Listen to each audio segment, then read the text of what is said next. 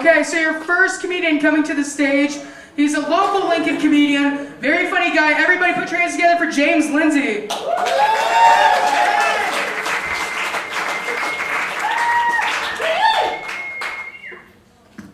What's up? It's good to be here in Lincoln. It's great. I like it. I like it a lot. Fucking up. Only been doing comedy for 6 years. Still don't know how to use the mic stand. Being in Lincoln, people often ask me, like, you know, where you're from. That's what people ask a lot. And, for me, it's kind of a complicated question. I was actually born in Des Moines. I grew up in Omaha. I've lived in Lincoln for like the last 10 years. It's like my life is slowly drifting west along I-80. Like, I'm pretty sure after Lincoln, I'm gonna live in Grand Island for like 6 or 7 years. And then North Platte for like 3 or 4. And then I'm gonna kill myself halfway to Oglala. Pretty sure that's how it's gonna go down. But I'm in a good mood. My girlfriend, she said she had a sex dream about me the other day.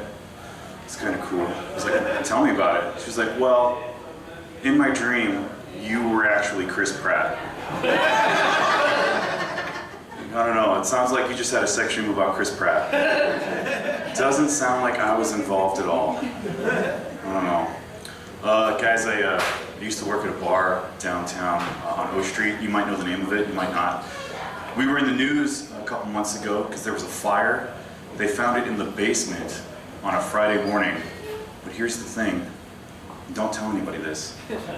I was actually closing Thursday night, and as I was leaving at 12:30, I could totally smell a fire. I was like 95% sure the place was about to burn down.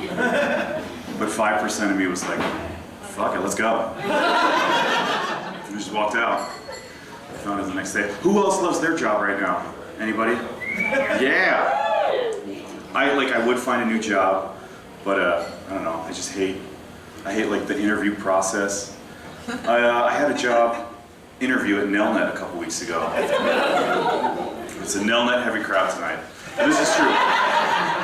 This is true. I had an interview, and the girl who was giving me my interview, she said, tell me about a time when you showed initiative in the workplace.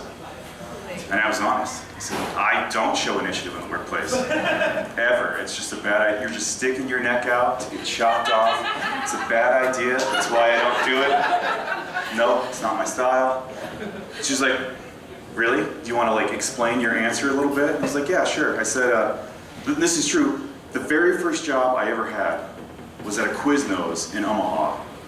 But the situation at this Quiznos was so bad that after just 3 weeks, they made me a night shift manager.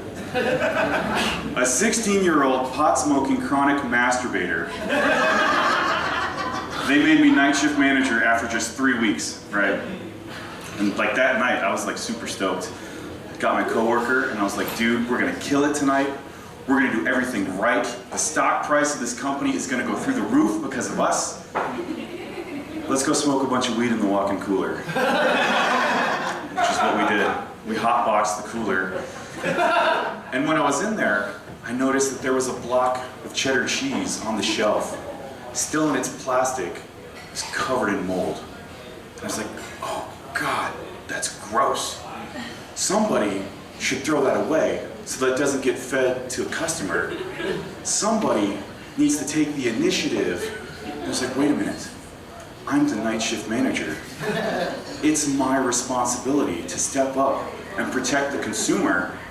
So I took that cheddar cheese and I threw it away, but I was also really, really high. So before I did that, I made my coworker, he didn't want to do this, but I made him do it because I was the night shift manager and I had that power.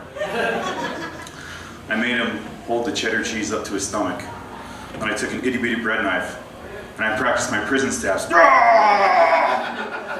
Just practiced my prison stabs a bunch. And then we took turns. He stabbed me in the cheese, I stabbed him in the cheese. And we were chasing each other around the store. Like, we had all windows, and like people were pulling up in the parking lot and just turning around like, nope, I'm not getting a sandwich. Like after that, we like set the cheese up on the other side of the restaurant, and we took like our knives. We were practicing our knife throwing at this cheese. There was a feather on the curb, like an advertising feather. I brought that inside, took the spine out. We were spear chucking this cheese. After like an hour and a half, there was nothing left of this thing. It was just a pile of just crumbly, molded cheese and shredded plastic. I shoveled it up and I threw it in the dumpster. And we had a waste chart we had to fill out every night for everything we threw away. And I filled that thing out like a goddamn professional. I put cheddar cheese, 10 pounds, and then I signed my name. James Lindsey, night shift manager. Fuck yeah. That's how I signed my name when I was night shift manager. James Lindsey, night shift manager, fuck yeah. And then we just left. Totally forgot to lock the doors or turn off the lights or clean up. The store closed at 9, we walked out at 7:30. Like, dude, we're done, let's go. Well then the next day my boss called me and she had 3 things she had to tell me. The first thing was that the cheddar cheese that I had thrown away had actually come from our vendor like that and was eligible for a refund. But because I had thrown it away, I just cost the store $80. Oops. The second thing she told me was that she found my pipe in the walk-in cooler and had confiscated it. It's like, wait a minute, how do you know that was my pipe? That could be anybody's pipe. She said, I know it's your pipe because it says James Lindsey, night shift manager, fuck yeah. Shit, I had that custom made just for the occasion. And the third thing she told me was that I was fired. And that's why you never, ever, ever take initiative. And it was at this point in my interview with Nelnet that the lady said, stop, I've heard enough. We'll call you, we'll let you know, we'll hit you back. I feel like it went pretty good. I told the lady, I'm gonna be a great fit here. I'm not gonna throw away any cheese. You don't need to worry about that. I don't know, the problem is my resume is just really not that impressive. It's not. I have an English degree that took just shy of a decade to get. Other than that, there's not much. I've got 8 years of military, like Army Reserve. And that's, I don't know, it's kind of cool. I did 1 deployment during that time. I went to Afghanistan. I was gone for a year. But I spent the first 2 months of that year in Texas training. And then I spent the next 10 months in Afghanistan. And when I came back, my friends, they all asked me the same thing. What was it like? What was it like over there? I was like, it was pretty bad. You had institutional misogyny, religious intolerance. The entire society was just messed up and backwards. Like, Afghanistan was that bad? No, I'm talking about Texas. Afghanistan was pretty cool. They just tried to kill you, that's all. No big deal. No, actually, it wasn't that bad. I got to go on an R&R, like a 3-week paid vacation in the middle of it. A lot of people go home. I decided to go to Europe for 3 weeks. It was cool. If you guys ever get a chance, you should check it out. A lot of fun. Found out a lot of cool things. In Berlin, prostitution is legal. And they walk up and down the street, the prostitutes. You can always tell who they are because they have high boots and short shorts and fanny packs. Prostitutes in Berlin dress like middle-aged dads at Disneyland. Like, I wanted to stop and chat with every single one, and I found out that for the low price of only 50 euros, I could go across the street and get a blowjob in the park. Seems pretty reasonable, right? 50 euros for a blowy in the park. But here's the thing, for the rest of my trip in Europe, that messed up my mental math.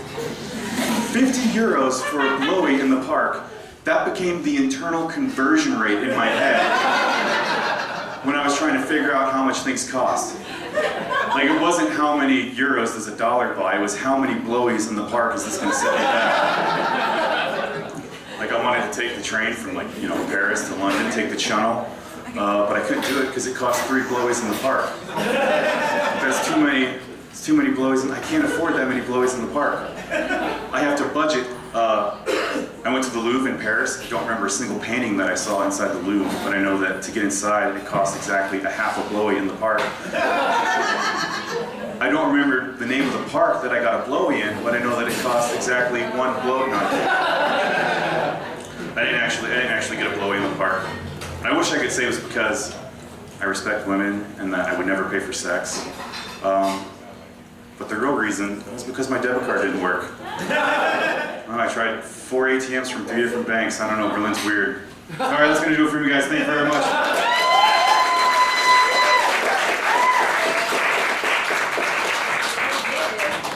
James Lindsey, guys.